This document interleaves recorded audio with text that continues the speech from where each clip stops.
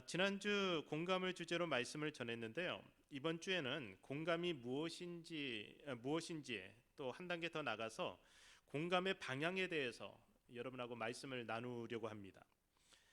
지난주에 말씀드렸듯이 공감은 타인의 감정, 사고를 자기의 내부로 옮겨 넣어서 타인의 체험과 동질의 심리적 과정을 만드는 일이라고 우리가 배웠습니다. 다시 설명하면 남의 감정, 의견, 주장 등에 대해서 자기도 그렇다고 느끼거나 또 느끼는 기분입니다. 인간들은 다른 사람과의 관계를 통해서 살아가는 존재입니다. 그렇기 때문에 공감의 능력을 가진 사람이라야지 관계를 풍성하게 만들 수 있고 또 그 관계를 통해서 성공한 인생을 살아갈 수 있게 됩니다. 그래서 우리 성도님들을 봐도요, 다른 사람들의 삶의 어려운 부분들에 공감해 주시는 분들이 있는데 그래서 그런 분들을 보면 참 따뜻한 느낌이 듭니다. 우리 성도들이 서로 돌보는 모습도 그래요. 어떤 경우는 저렇게까지 그렇게 힘들게 살 필요가 있나 싶은데 그렇게 자기를 힘들게 하면서 다른 사람들을 돌보는 일들을 하고 있고 또 자기의 물질을 또 내어주면서까지 다른 사람들을 섬기는 분들이 있는데 그런 분들 때문에 세상이 아름다워지지 않나 싶습니다. 리더십에 있어서도 공감력은 너무나 중요한 능력입니다. 우리가 만약 영향력 있는 리더들을 살펴보게 된다면요, 그들 중 대부분이 뛰어난 공감력을 가진 사람들일 것입니다. 심지어 히틀러 같은 인물도요, 그가 이끌었던 나치당과 독일인들에게 대해서 뛰어난 공감력을 가졌던 사람입니다.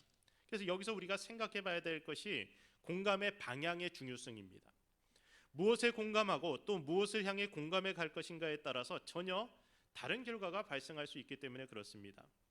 그러니까 히틀러가 등장하던 시기에 독일은 1차 세계대전의 패전국이었습니다. 히틀러는 그래서 당시 패배하고 좌절해 있던 독일인들의 증오심과 우월감에 공감해 주었습니다. 그리고 그들에게 희망을 준 지도자였습니다. 1933년이었는데요. 그가 독일인들에게 주었던 희망의 슬로건이 있습니다. Let's make Germany great again. 이런 굉장히 여러분에게 익숙한 슬로건 아닙니까? 미국을 다시 위대하게, 이게 똑같은 이 슬로건입니다. 이 슬로건이 독일인들의 마음을 움직였어요. 그리고 결국에는 나치당이 정권을 잡게 되었고 히틀러를 중심으로 한 일당 독재 체제가 구축되게 됩니다. 나치당은 독일을 다시 위대하게 만들어서 아리안 민족이 세상을 다시 지배하겠다는 허영과 야욕에 공감한 사람들의 정당이었습니다. 그들은 아리안 민족이 가장 우월한 민족이고 또 유대인이나 타인종들은 열등한 종족이라고 믿었습니다. 그리고 다른 민족에 대해서 경멸과 분노를 끌어올려서 결국 5천만 명 이상의 사망자를 낸 2차 세계대전을 일으키게 됩니다. 나치는 장애인들, 집시 이런 존재들을 아주 열등한 존재로 여겼고요. 이런 존재들은 세상에서 없어져야 될 존재라고 생각해서 그냥 살해합니다. 그리고 그들이 경멸한 유대인들을 600만 명 이상 아주 잔인하게 살해하게 되는데 이들이 이것이 가능했던 이유는 히틀러와 나치당 그리고 독일 민족들이 서로에게 공감했기 때문에 그래요. 그러니까 공감의 능력을 가진 지도자, 그 지도자를 통해서 세상에 이런 큰 고통이 주어진 겁니다. 그러니까 똑같은 물이어도 소가 먹으면 우유를 만들고요, 뱀이 먹으면 독을 만들어낸다는 말이 있습니다. 그러니까 누가 누구에게 어떻게 공감하느냐에 따라서 공감의 결과는 우유가 될 수도 있고 독이 될 수도 있다는 겁니다. 여러분에게 묻습니다. 여러분은 무엇에 그리고 누구에게 공감하고 살아가십니까? 여러분의 생각과 감정을 움직이는 것은 무엇입니까? 자녀에 대한 어머니의 공감은 무조건입니다. 그래서 대부분의 자녀들은 어머니가 자기들 마음을 몰라준다고 생각하는 그 순간에조차도 그래도 어머니가 내 편이라고 느끼는 경우가 많습니다. 분명히 어머니와 자녀들 사이에 통하지 않는 것이 있습니다. 그러니까 좋아하는 연예인이 은퇴했다고 딸이 막 울고불고 해요. 그러면 어머니는 그러잖아요. 네가 공부 때문에 그렇게 좀 물어봤으면 좋겠다. 전혀 마음을 공감해 주지 않습니다. 자녀가 좋아하는 것을 엄마가 좋아하지 않는 경우, 또 자녀가 슬퍼하는 상황을 엄마가 전혀 이해하지 못하는 경우가 너무 많아요. 그런데 그럼에도 불구하고 어머니만큼 자녀의 아픔에 공감하는 사람이 없습니다. 본능적으로 어머니는 자녀의 아픔을 자신의 아픔으로 느끼는 존재입니다. 차라리 내가 아프는 게 낫다고 생각할 만큼 어머니들은 자녀들의 아픔 앞에서 가슴이 찢어지는 고통을 느낍니다. 나인이라고 하는 마을에 살았던 한 어머니가 그랬습니다. 무슨 이유인지 모르지만 젊은 자식이 죽었습니다. 아마도 병을 앓았던 것 같아요. 어머니가 그 아들을 간호하면서 얼마나 힘들었을까 우리가 짐작해 볼 수 있습니다. 너무 아팠을 거예요. 차라리 내가 아팠으면 좋겠다. 그 아들의 아픔을 고스란히 자신의 아픔처럼 느끼면서 고통스러운 나날을 보냈던 그 어머니가 자식의 죽음 앞에서 마침내 오열하게 됩니다. 그 아들은 과부였던 그 어머니에게 단 하나뿐인 자식이었습니다. 그런데 앞길이 창창했던 이 청년이 죽어버린 겁니다. 죽은 아들을 관에 뉘어서 매장하기 위해 사람들이 메고 가는데 그 뒤를 따르는 어머니의 슬픔이 그 장례 행렬을 지켜보는 사람들의 마음에 떨림을 일으키게 됩니다. 아마도 대부분의 사람들이 어머니의 슬픔에 공감했을 거예요. 그리고 또 마음이 따뜻한 사람들은 어머니와 함께 같이 울고 있었을 겁니다. 그런데 어머니의 슬픈 마음을 온전히 위로해 줄 수 있는 사람은 없었습니다. 그런데 바로 그곳에 예수님이 계셨어요. 그리고 그 어머니의 슬픔을 지켜보시다가 불쌍히 여기셔서 그녀에게 다가가시는데 아마도 어머니의 슬픔이 고스란히 예수님에게도 전달되었던 것 같습니다. 13절 말씀인데요. 우리 같이 볼까요? 읽습니다. 주께서 과부를 보시고 불쌍히 여기사 울지 말라 하시고. 자, 성경은 뭐라고 합니까? 주님이 그 과부를 보셨다. 그리고 불쌍히 여기셨다. 그리고 울지 말라고 말씀하셨다 기록합니다. 주님은 그곳에서 단 하나뿐인 아들을 잃고 슬픔에 빠져 있는 불쌍한 과부를 보신 겁니다. 그리고 그녀를 불쌍히 여기셨어요. 여기에서 공감의 중요한 원칙을 발견할 수 있는데 우리가 보아야 느낄 수 있다는 겁니다. 우리가 선교지에 가는 이유가 바로 그거예요. 공감은 직접 가서 볼 때 강하게 일어납니다. 그냥 들어서 정보를 우리가 그냥 들어갔고 대충 우리가 멀리 떨어져서 그냥 영상으로 보아갖고 느껴지지가 않는 거예요. 사람들은 좋은 것만 보고 살겠다고 불편한 상황을 외면하는 경우가 있는데요. 우리는 적극적으로 하나님의 사람들로서 불편한 상황 속에 들어가서 그 아픔들을 보고 그 아픔들을 느끼며 살아갈 수 있어야지 세상 속에서 하나님의 나라를 건설하는 일들을 할 수가 있습니다. 바로의 딸이 우는 아기 모세를 보았기 때문에 불쌍한 마음이 들어서 그 아이를 살리게 됩니다. 그것처럼 우리가 우는 자들 가까이 가서 그들의 슬픔을 볼 수 있어야지 그들을 위해서 무엇인가 행동할 수 있게 된다는 겁니다. 우리가 필리핀 단기 선교를 지금 해마다 가고 있는데 갔다 오신 분들과 여기 그냥 계시는 분들 다들 똑같은 마음으로 일한다고 하지만 그래도 다릅니다. 확실히 생각하는 마음이 달라요.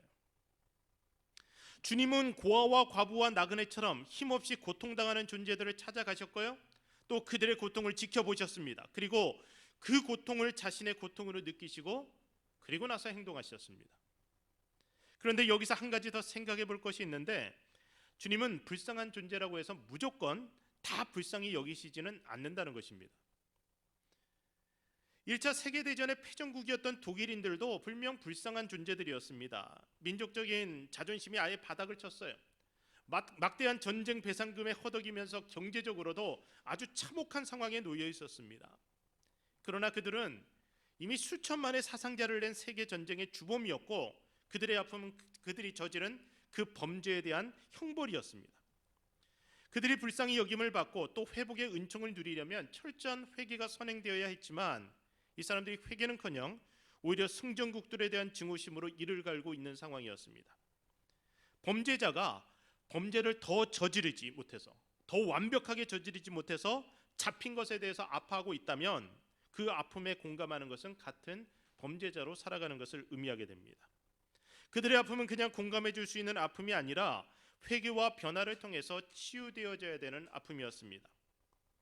그래서 형벌을 받는 사람은 죄값을 치를 때 또 불쌍히 여김을 받게 됩니다. 그리고 죄값을 치른 후에 은혜를 받게 됩니다. 히틀러가 독일인들의 증오심에 공감했어요. 그리고 독일인들이 히틀러의 야욕에 공감했어요. 그렇게 해서 일어난 것이 2차 세계대전입니다. 여기서 우리는 누구에게 공감하느냐 또 무엇에 공감하느냐에 따라서 엄청난 결과의 차이가 생긴다는 것을 확인해 볼 수 있는 겁니다. 인간이란 존재가 단순히 생각이 바뀐다고 행동하지 않습니다. 감정이 움직여야지 행동하게 됩니다. 그래서 대부분의 이 커머셜 광고들도요 굉장히 감각적이고 감성을 자극하는 것입니다. 이성을 공략하는 광고는 그렇게 효과가 크지 않습니다. 이 제품이 뭐 이렇게 해서 효과가 좋고 어쩌고 뭐 이런 것보다는요 그냥 사람들의 감성을 자극하는 것이 훨씬 더 주머니를 여는데 도움이 된다는 거예요. 그래서 투표 행위, 정치적인 행위들도 감정을 움직일 때 활발해지게 됩니다. 그러니까 내가 무엇인가 공감해서 이런 행위를 하고 있는지를 생각해보고 계속해서 내가 열받을 것인지 아니면 열을 식힐 것인지를 우리는 선택을 해야 된다는 거예요. 그래서 우리의 생각은 우리의 감정을 통제할 필요가 있는데 이것이 어떻게 생각하느냐가 중요합니다. 하나님의 나라를 이 땅에 세워나가는 일을 하는 사람들은 하나님의 마음으로 세상을 느끼게 됩니다. 하나님의 마음은 정의롭습니다. 하나님은 교만한 죄인의 고통에 공감하지 않으십니다. 하나님은 죄인들이 그 죄에서 돌이켜서 하나님의 긍휼을 바라고 겸손히 엎드릴 때까지 기다리십니다. 그래서 회개하지 않는 자녀들에 대해서는 때리시면서 아파하시면서 그러면서 그들을 기다리시는 거예요. 그런데 그럼에도 불구하고 정의를 이야기하기에는 너무나 연약한 존재들이 있습니다. 강한 자들이 만들어 놓은 시스템과 법 아래에서 불리한 조건으로 재판받아야 되는 약자들이 있다는 거예요. 그 세상은 강한 자들이 시스템을 만들고 법을 만들어요. 그리고 그것을 정의라고 이야기합니다. 근데 그 시스템 안에서는 정의란 것을 생각해 볼 수 없을 만큼, 그래서 그 법 아래서는 그 법을 어기면서 살 수밖에 없는 약자들이 있다는 거죠. 그래서 하나님은 그들을 위해서 당신이 친히 재판장이 되어 주시겠다 말씀하십니다. 세상의 강자들은 그들이 세상의 기준에서 옳다고 해서 하나님을 자기들 편이라고 착각해서는 안 됩니다. 무엇보다 먼저 내가 하나님 편에 서 있어야 됩니다. 그리고 나서 하나님의 시각으로 모든 것을 보게 될 때 불쌍히 여기시는 사람을, 하나님이 불쌍히 여기시는 사람을 불쌍히 여기는 눈이 생기게 됩니다. 우리가 사는 세상이 법의 잣대로만 돌아갈 수 없습니다. 그래서 법도 항상 이 법의 테두리를 벗어난 것에 대한 융통성을 발휘하면서 돌아가게 됩니다. 시편 68편 5절 말씀을 보겠습니다. 시편 68편 5절 같이 읽어볼까요? 그의 거룩한 처소에 계신 하나님은 고아의 아버지시며 과부의 재판장이시라. 자, 거룩한 처소에 계신 하나님이 고아의 아버지고 과부의 재판장이시다. 하나님의 마음은 공의롭죠. 그러나 하나님은 공의의 하나님 이전에 약자들의 아버지시라고 자신을 소개하십니다. 세상의 법으로만 통치하려는 강자가 있다면 그 사람은 어쩌면 고아의 아버지, 과부의 재판장이신 하나님을 다시금 새롭게 만나야 될 것입니다. 하나님이 우리에게 복을 주신 이유는 우리에게 주어진 그 복으로 연약하고 압제당하는 이들을 섬기게 하기 위함입니다. 그러니까 우리의 재능과 힘과 자원들이 그들을 살리는 데 사용되려면 먼저 우리가 그 아픔에 공감해야 되는데 많은 사람들이 엉뚱한 곳에 마음을 주고 살아가고 있습니다. 하나님의 마음을 가진 사람들이라면 지금 무엇에 그리고 누구에게 공감해야 할까? 자, 이걸 우리가 생각해 보자는 겁니다. 시편 146편 9절 말씀. 자, 읽어볼까요?